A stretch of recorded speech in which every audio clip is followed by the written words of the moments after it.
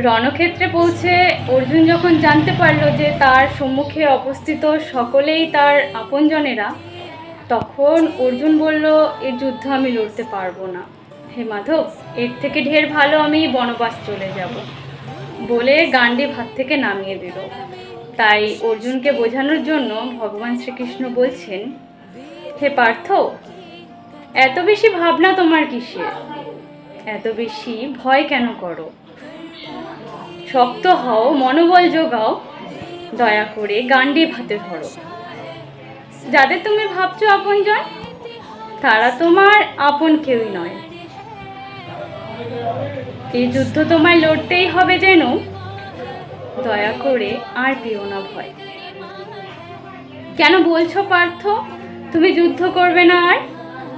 সব ছেড়ে ছুড়ে বনবাস চলে যাবে? দুর্যোধন রাজা হলে শুধু অন্যায় করে যাবে, আর ধর্মের কাছে অধর্ম জিতে যাবে। যাদের তুমি মারতে ভয় পাচ্ছ, আসলে তো তুমি নিমিত্ত মাত্র। আমার হাতে মৃত্যু তাদের অনেক আগেই হয়ে আছে।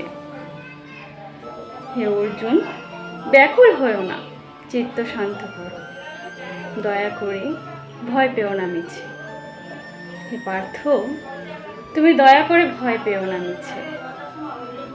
এভাবেই কিন্তু ভগবান শ্রীকৃষ্ণ অর্জুনকে একে একে গীতার জ্ঞান দিতে দিতে অর্জুন সবশেষে যুদ্ধের জন্য প্রস্তুত হয় এবং এই যুদ্ধে জয়ীও হয়।